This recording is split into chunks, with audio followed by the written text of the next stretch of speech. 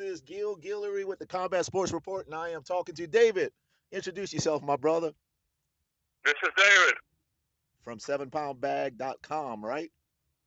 Yes, sir. All right. Well, David, what's going on with this MMA this weekend? What's going on with Jon Jones? I like to talk about. I think it would be something interesting that the fans would love to hear about. Uh, Jon Jones recently beat Daniel Cormier. All of a sudden, he passed a couple of surprise drug tests, and then he failed one, and then he passed another one. What's going on with this guy, man?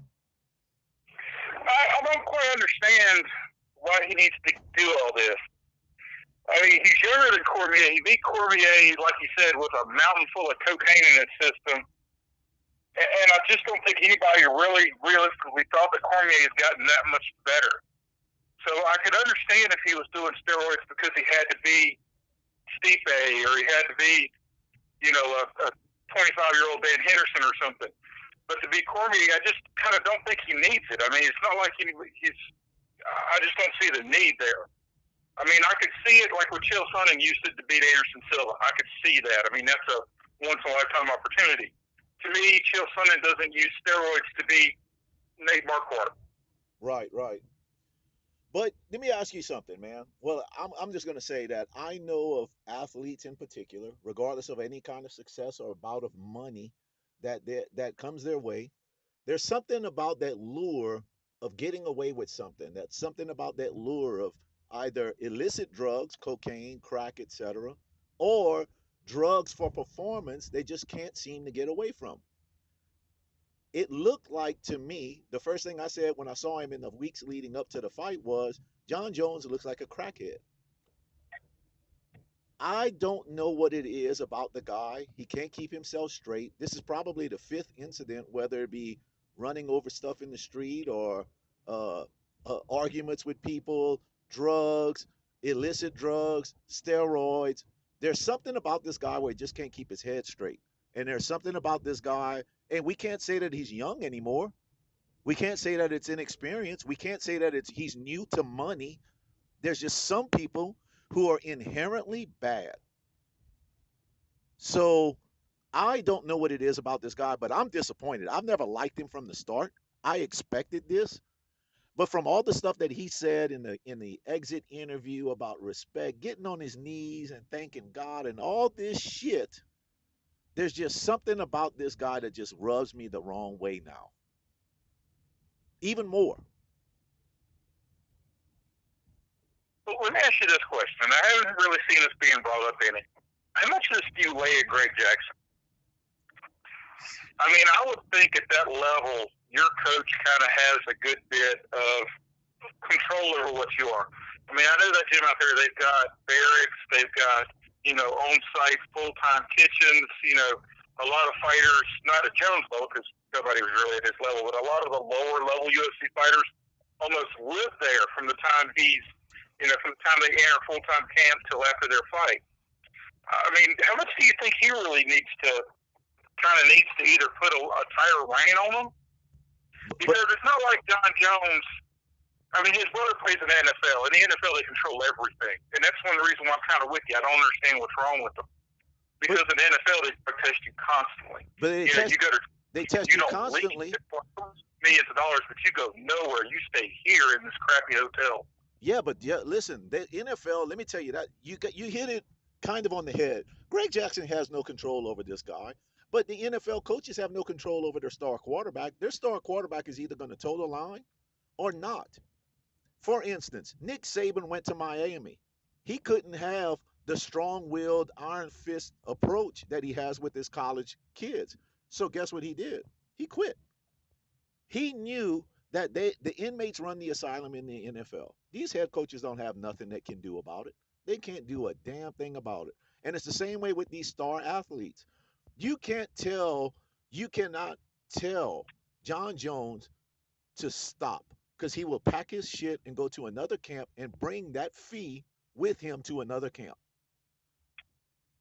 That's just the way it is. How many star quarterbacks get busted for steroids in the NFL? But the star quarterback is a much different situation. These guys' intelligence level is on a different chart. they become the starter because they can toe the line. You're not going to have a guy like Michael Vick's younger brother, Marcus Vick, who had all the talent of Michael Vick but couldn't toe the line. Michael Vick could at least toe the line and portray in public that he was towing the line. And then we found out behind the scenes he was killing dogs and all this other crap. But these He guys, never got busted with steroids. no, he didn't. But you see, these guys are towing the line. These guys understand what's going on.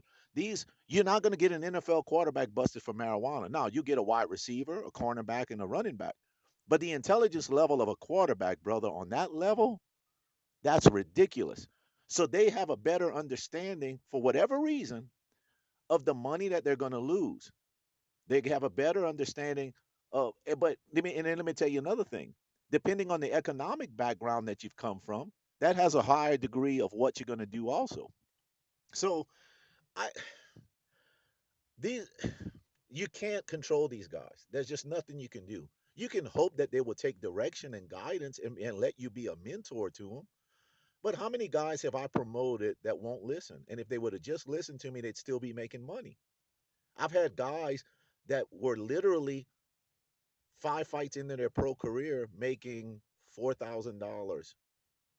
Then, if they would have just listened to me, they could have got to the UFC. But they decide to go and get in a fight with another promotion where they were just the setup guy, and they go and get blasted. And then they think that they can just make that fight up. They go fight again and get blasted. And now they're shot.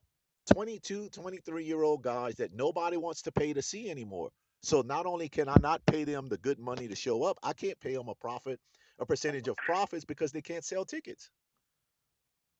They don't listen. Everybody thinks they're the exception to the rule. Nobody wants to take your advice anymore. Children today, they don't want to do it. And these kids today, these guys today, I mean, we're 20 years old. I don't know about you, but I'm about, I guess Jon Jones, what, 26, 27? So I'm 20 years older than this guy. He don't want to listen, man. He thinks he knows everything.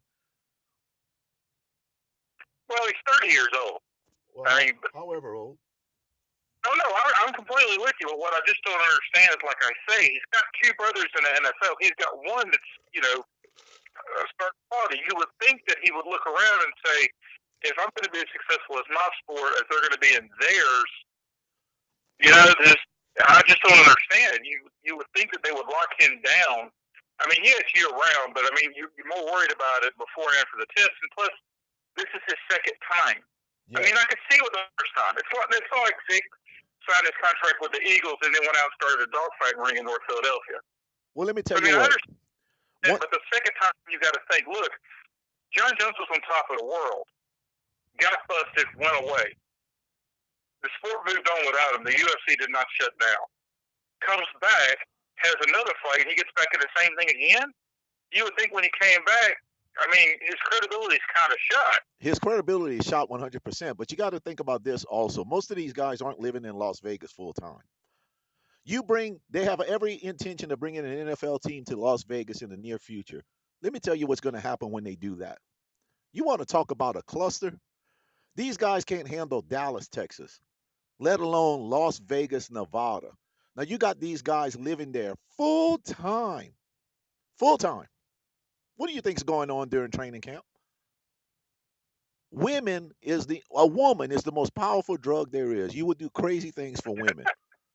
He's going to go out there, try to impress women, do cocaine, do steroid. Everything is about when you live that lifestyle, everything is about, and you're not married with children that have settled and grounded you, you're about one thing, and that's the hunt, bro.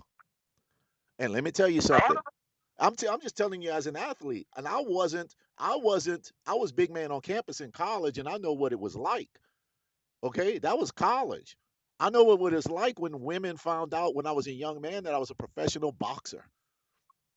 And so I partied, and I wasn't on their level money wise, but status wise in my little small pond I was.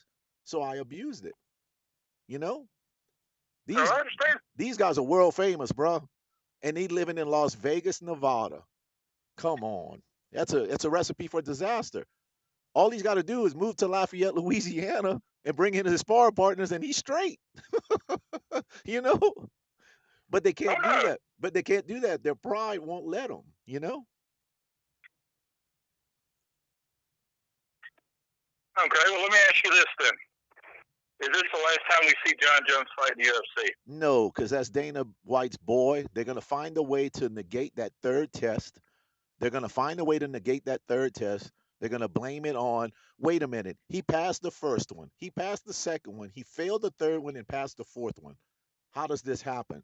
So if you look at the test dates between the third and the fourth one, they're going to negate that third one. The USADA should not have made this public. They should have done their investigation. And then once they've done their investigation, see, they made it public and now they're doing their investigation. It could have been a tainted sample. It could have been all this. They will negate it. He will not be stripped of the title. They're going to negate that third one. And if they have to go through court and Dana White and the UFC pay for it, they will.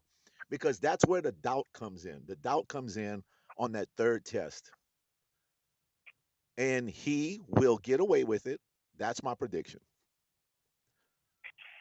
Now, do I think he's Absolutely. do I think he's dirty? I think he's dirty, and I think he's a drug addict, and I think he's the worst UFC champion that you can put out there. Worst. He is not a role model. There's nothing about him that I like. Now, I think he is a badass fighter. Now, don't get me wrong. I think the guy is a talent, but I can't stand anything about him. Sorry. I, I seriously think they need to do something about USADA. To me, I think it's done more harm than good. To be quite honest with you. Yes, but then you know what? He's a cash cow, bro. And in this in I'm today's, talking about the sport as a whole. I'm sorry, say again. I'm sorry. I said I'm talking about the sport as a whole outside of Jon Jones. Yeah. I mean, you get four samples, and you're like, well, if one of them is bad, now we got to nail everybody. I don't know. Well, I don't know how long it takes for a steroid test to come back. I don't know how long you can actually do that type of stuff. But it just seems that I understand and I support, trying the testing. I understand trying to do all this with the USADA testing and how they do it. I just think they've got problems with their processes because you don't get this in the NFL. You don't get this in the NBA, which don't get me started about the NBA drug testing, but you don't get that in any other major sport. And the whole point of USADA is to try to make the UFC seem like the other sports. try to make it more legit. That's right. And they are, and to me, they almost make it a joke. It's like, okay, we need a big superstar. Well, let's bring in Brock Lesnar because we can't count on Jon Jones. That's right. Well, Brock Lesnar's is more juice than a freaking Florida orchard. Oh no, But not anymore. Not anymore. You could tell from the last few years, from the growth in his waist and the lack of roundness in his muscles. If you look at the pictures of Jose Aldo, yeah, Brock's been off the juice for a few years, man. I promise you. I know that for a fact. He's off the juice. Yeah, he's not on the juice anymore. Now when he was younger, if you look at him, huh? he came back. He tested positive after the fight. That's the whole reason why Mark Hunt's still in the UFC. I understand what you're saying, and he did test positive, but he isn't. But that was sporadic use. Whatever reason he did it, I'm telling you, at this point in his career, he's off the juice. Now he may sporadically have used it, and that's why he came back as positive. But Exactly. he's not the juice monkey he was before. Um, WWE can't take the scandal. They have to keep that up to date. They have to stay on top of it, especially with a monster like this guy. This guy gets looked. I mean, this guy is a.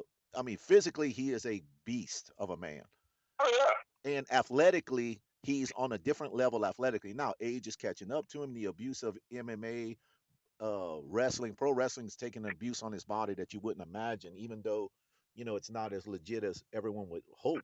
But anyway, man, listen, I think the guy's a bum. I think he's the horrible example of what a professional athlete and especially an MMA fighter should be.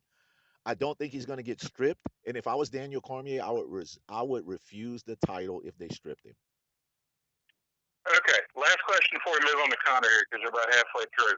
Okay. Brock Lesnar versus Jon Jones in Ryzen. How much money would you pay to see that? I wouldn't pay to see any of it, but I would watch it, but I wouldn't pay to see it. I You wouldn't think if he went to go ahead in the Tokyo Dome. no, because Brock Lesnar's afraid of punches. Brock Lesnar, his heart has left him. His heart's gone. If you see punches come at him, watch the last few fights. He sees punches come at him, he turns his head and practically wants to run away. Oh, So, he's been like that since Keith Harry. huh? He's been like that since Keith Harry. Oh, Keith Harry. If you watch Heath Harry's the first guy to land on solid. And it scared the snot out of him. that's what happens with guys who don't commit to the sport itself or to commit to boxing. When you start to turn your head away from a fight, you're scared. You're scared of punches. Brock Lesnar can't win a fight in the UFC again. It could be. It doesn't matter who they put him against because all you have to do is trade with him and keep him at distance. He doesn't want to shoot anymore.